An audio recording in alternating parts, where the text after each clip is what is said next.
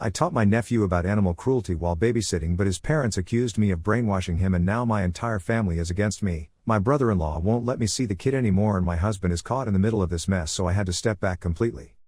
I, 28F, have been working as a wildlife conservationist for the past 6 years. My job involves educating people about endangered species and animal protection. My husband Mike, 31M, works night shifts at a logistics company, so he's usually sleeping during the day. My brother-in-law David, 35M, and his wife Jennifer, 33F, have a son named Tyler, 9M. Tyler is a smart kid who asks tons of questions about everything. David and Jennifer both work in finance and travel frequently for business. They've always been supportive of my career, even though they don't share my passion for animal conservation. 3 months ago, David and Jennifer had to make an emergency business trip to handle some crisis at their company's overseas branch. They asked Mike and me to watch Tyler for 2 weeks. Since Mike works nights, most of the childcare fell on me. I agreed because Tyler is a good kid and I had some vacation days saved up. Tyler has always been curious about my work. He knows I study animals and sometimes help rescue injured wildlife. During his stay, he started asking more detailed questions about what I do. I usually kept my explanations simple and age-appropriate. Our house has always been different from most families. We don't keep leather furniture, and I'm very careful about the products we buy. I check labels to make sure they're not tested on animals. Mike supports this even though he didn't grow up this way. Tyler noticed these differences right away. On the 3rd day of his visit, Tyler was helping me organize my home office when he saw some of my research materials. I had photos from various conservation projects, pictures of rescued animals, before and after shots of habitat restoration, and some educational materials about endangered species. Tyler started flipping through them and asking questions. He picked up a photo of a tiger I had helped relocate after it was found injured near a village. Tyler wanted to know everything: how the tiger got hurt, where it lives now, why people were bothering it in the first place. I explained that sometimes people and animals come into conflict when human activities destroy animal habitats. Tyler then asked why people would destroy places where animals live. I told him that sometimes people need land for farming or building, but there are ways to do it without hurting animals. I showed him pictures of conservation areas where people and animals coexist peacefully. The conversation continued over dinner. Tyler noticed that we were eating vegetable stir-fry and asked why we didn't have meat. I explained that my work made me think differently about animals. I told him that many animals are very intelligent and have complex social lives, just like humans do. Tyler asked if the animals in farms are treated well. I had to think carefully about how to answer this. I decided to be honest but gentle. I explained that while some farms do try to take good care of their animals, many factory farms keep animals in small spaces where they can't move around much or behave naturally. Tyler looked confused and asked what factory farms were. I showed him some educational materials I had from my work, nothing graphic, just simple diagrams showing the difference between traditional small farms and large industrial operations. I explained that most of the meat in grocery stores comes from these larger operations. He asked if his family's dog Charlie would be happy living in a small cage all day. I said no, Charlie wouldn't be happy, and that's why we have animal welfare laws to protect pets. Tyler asked why farm animals don't have the same protections. I explained that the laws are different for different types of animals, but many people are working to change that. Over the next few days, Tyler kept bringing up these conversations. He started paying attention to food labels and asking questions about where different products came from. When Jennifer called to check on him, Tyler mentioned that he was learning about animals and conservation. She seemed pleased that he was interested in my work. Tyler started declining some of the foods I offered him. When I made chicken nuggets one evening, he asked if I could make him a peanut butter sandwich instead. I asked if he was feeling okay, and he said he just didn't want to eat animals anymore. I told him that was his choice, and I made him the sandwich. The next day, Tyler asked if we could go grocery shopping together. He wanted to look for foods that didn't come from animals. We spent an hour in the store while he read labels and asked questions. He was particularly interested in plant-based alternatives and wanted to try several different products. When David and Jennifer returned from their trip, Tyler ran to greet them with excitement. He started telling them about everything he had learned about animals and conservation. He mentioned that he had decided not to eat animals anymore and wanted to show them some of the new foods he had discovered. Jennifer looked surprised but didn't say much at the time. David thanked Mike and me for taking care of Tyler and said they were grateful for how much attention I had given to Tyler's interests. They packed up Tyler's things and headed home. 2 days later, Mike's phone rang early in the morning. It was David, and he was shouting loud enough that I could hear him from across the room. David accused me of brainwashing Tyler and filling his head with propaganda. He said Tyler was refusing to eat most of the food they offered him and was asking uncomfortable questions about their family's choices. Jennifer got on the phone and said Tyler had been crying because he was worried about Charlie, their dog. Apparently, Tyler had asked if Charlie would be sad if he knew about what happened to farm animals. Jennifer said Tyler was having nightmares and asking if they were bad people for eating meat. David said I had no right to discuss these topics with Tyler without their permission. He accused me of using my position as Tyler's aunt to push my agenda on him. Mike tried to defend me, but David hung up on him. Later that day, Jennifer called me directly. She was calmer than David but still upset. She said Tyler was asking to visit farms to see how animals are treated, and he had refused to eat dinner the night before because it included chicken. She asked me what exactly I had told him. I explained our conversations and emphasized that I had tried to be educational rather than persuasive. I told her I never told Tyler what he should or shouldn't eat. He made those choices himself after learning about animal welfare. Jennifer said Tyler was too young to make these kinds of decisions and that I should have redirected his questions to his parents. The situation got worse when other family members got involved. David told his parents about what happened, and they called Mike to express their disapproval. Mike's mom said I had overstepped my boundaries and that parents should have control over what their children learn about sensitive topics. Mike came home from work stressed and exhausted. He said his relationship with David was strained and that David was considering limiting Tyler's contact with us. Mike didn't blame me directly, but he asked why I couldn't have just distracted Tyler with other activities instead of having these discussions. I tried to explain that Tyler was genuinely curious and that I felt I should answer his questions honestly. I said I never intended to cause problems for David and Jennifer. Mike said the intent didn't matter if the result was Tyler being upset and their family being in conflict. Now David and Jennifer are saying Tyler can't stay with us anymore. Tyler has been calling me to ask more questions about animal conservation, and Jennifer told me to stop taking his calls because it's confusing him more. David sent Mike a long text message listing all the ways I had supposedly manipulated Tyler. Mike suggested I apologize to David and Jennifer, but I'm not sure what I should apologize for. I answered a curious child's questions with age-appropriate information. I never forced Tyler to change his diet or told him his parents were wrong. I just shared knowledge about something I'm professionally involved with.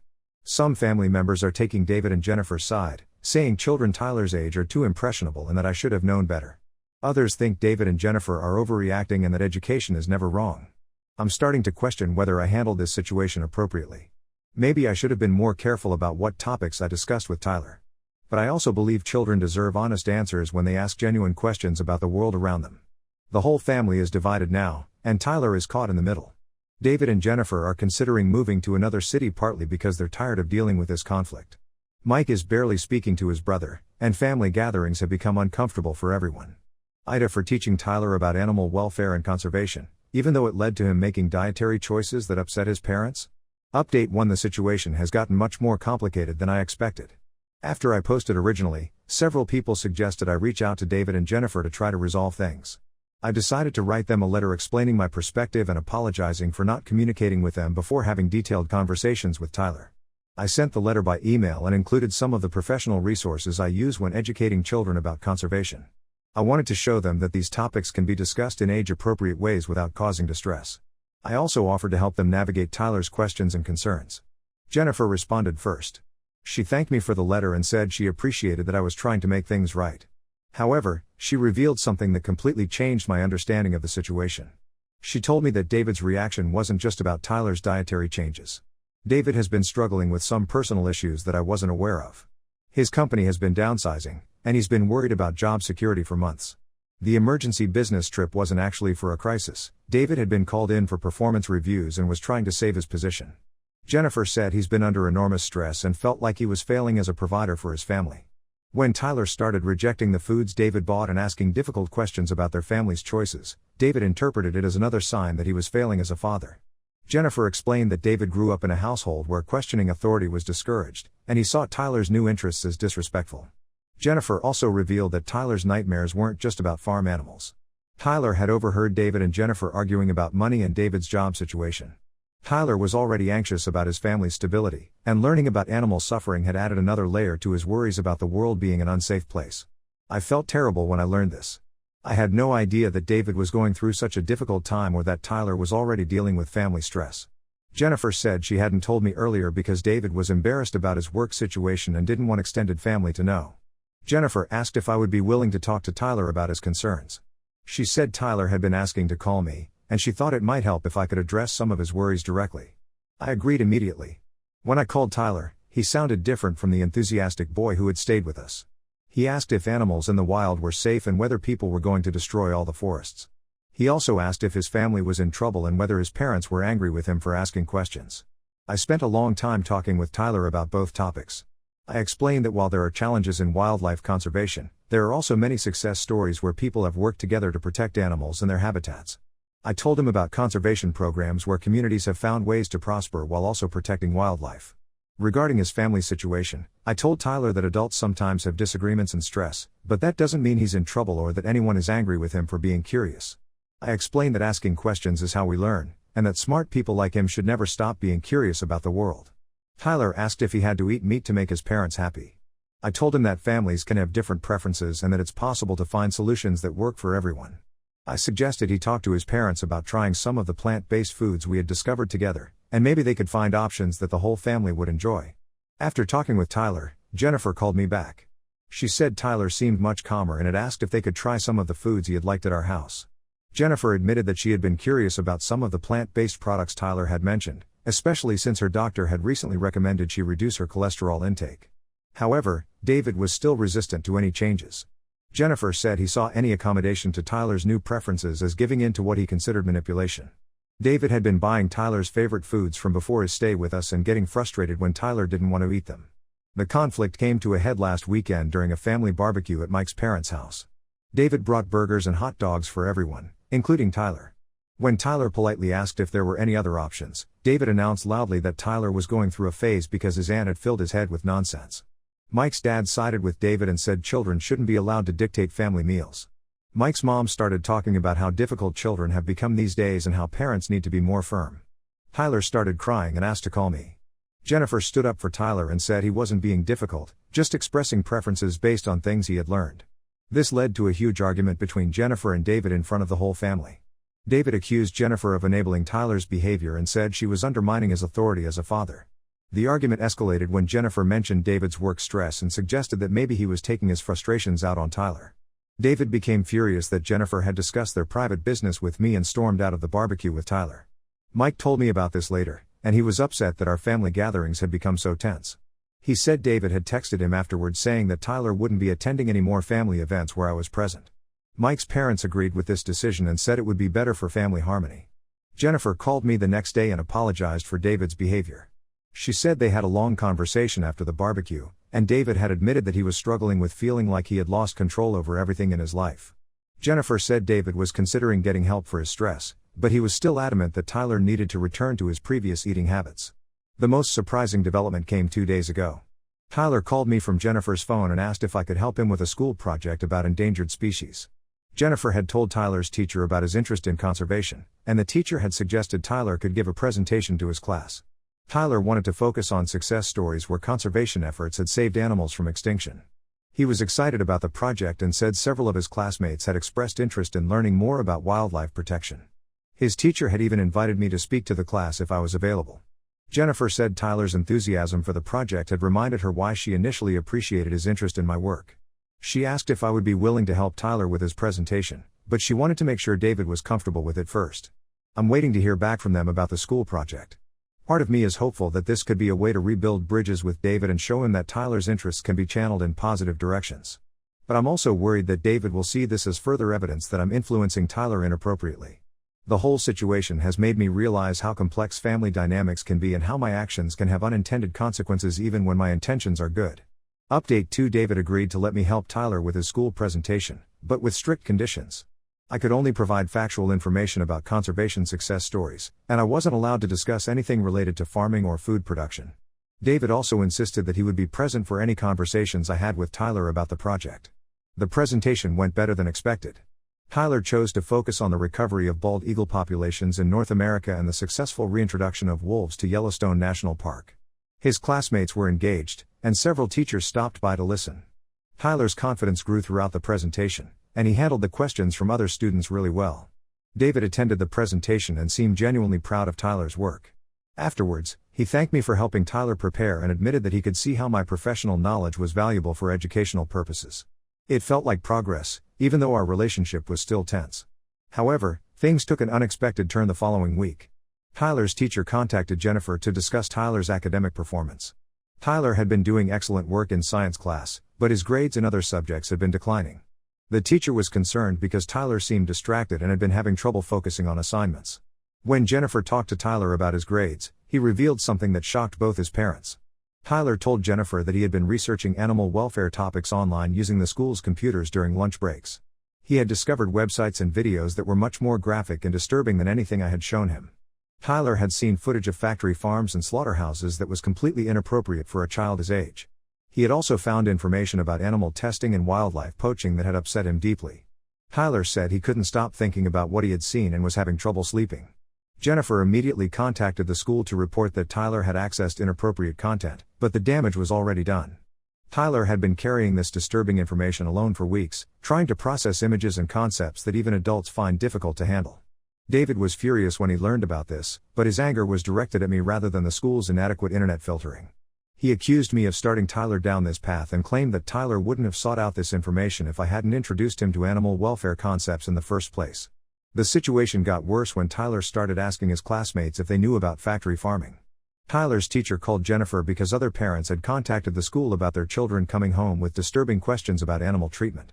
Several parents were upset that their children were being exposed to these topics without their consent.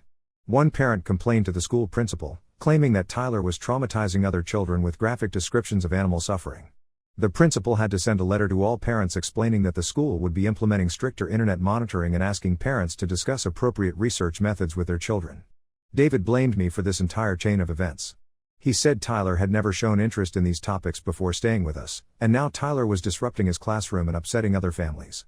David demanded that I have no further contact with Tyler until Tyler could demonstrate that he had moved past this phase. Jennifer was caught between supporting her son's genuine learning interests and managing the practical problems his behavior was creating. She arranged for Tyler to meet with the school counselor to help him process the disturbing information he had encountered online. The school counselor recommended that Tyler take a break from researching animal welfare topics and focus on other subjects for a while.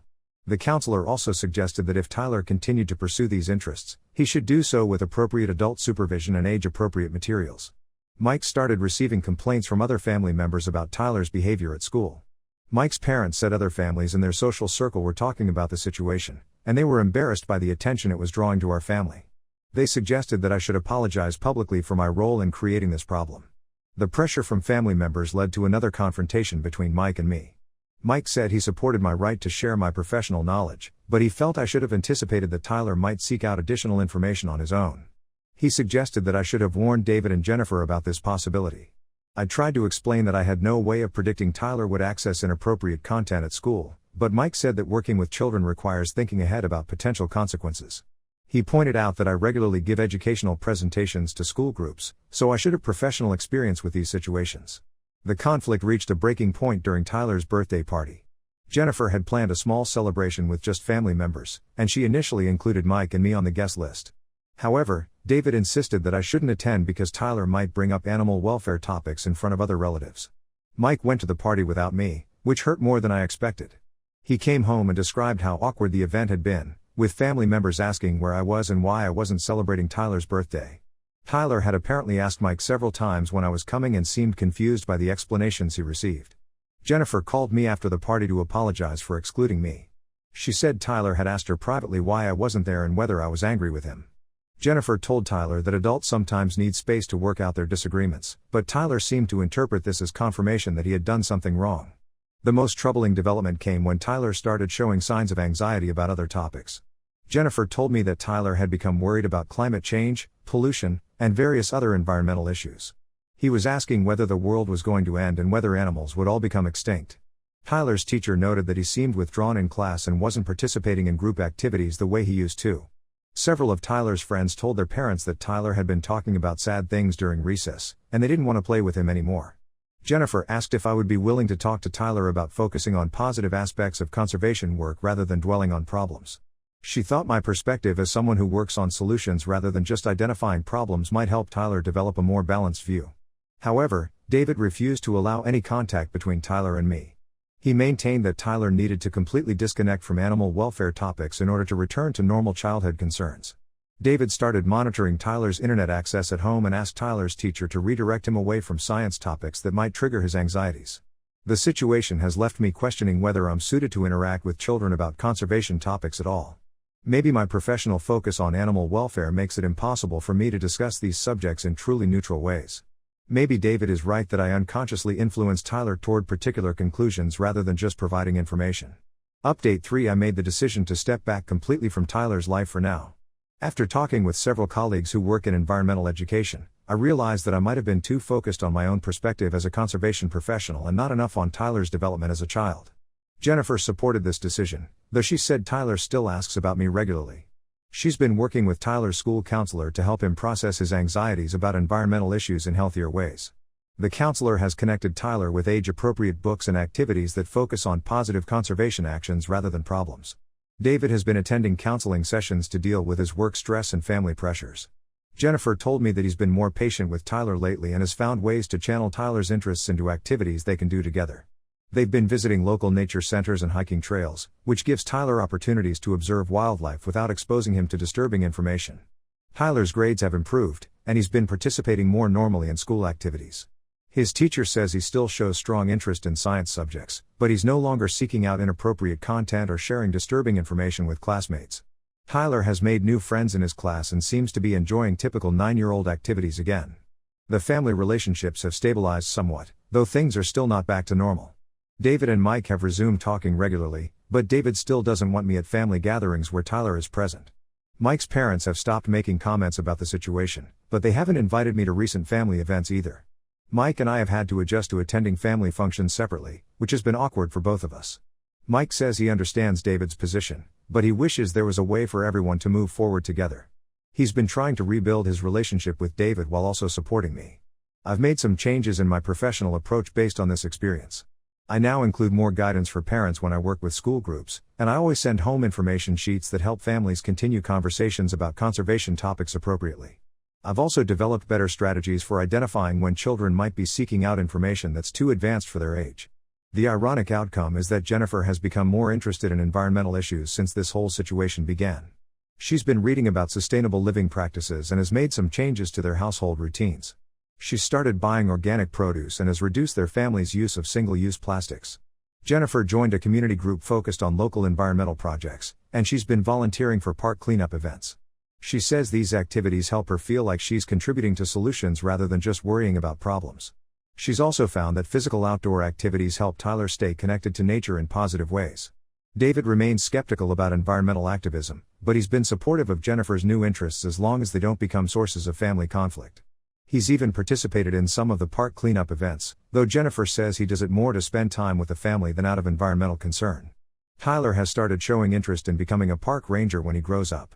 Jennifer says this career goal seems to combine his love of animals and nature with a focus on protection and education rather than activism.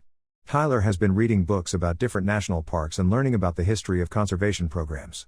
I still hope that someday Tyler and I can have a relationship again, but I've accepted that it might not happen until he's much older. Jennifer sends me occasional updates about his interests and achievements, which helps me feel connected to his development even from a distance. The situation taught me that good intentions aren't enough when working with children, especially when family dynamics are involved. Professional knowledge needs to be balanced with sensitivity to individual family situations and developmental appropriateness. I should have communicated more with David and Jennifer throughout Tyler's visit and been more aware of how my discussions might affect Tyler's emotional state. Looking back, I think the real problem wasn't the information I shared with Tyler, but my failure to provide adequate support for him to process that information. I gave him knowledge without ensuring he had the emotional tools to handle it, and I didn't prepare his parents to help him work through his questions and concerns. David and I may never fully repair our relationship, but I respect his position as Tyler's father and his right to make decisions about what's best for his son. I hope that as Tyler gets older, he'll be able to pursue his interests in conservation and environmental protection in ways that bring his family together rather than creating division. For now, I'm focusing on improving my work with other children and families, using what I learned from this difficult experience to become more effective at sharing important information while supporting healthy family relationships.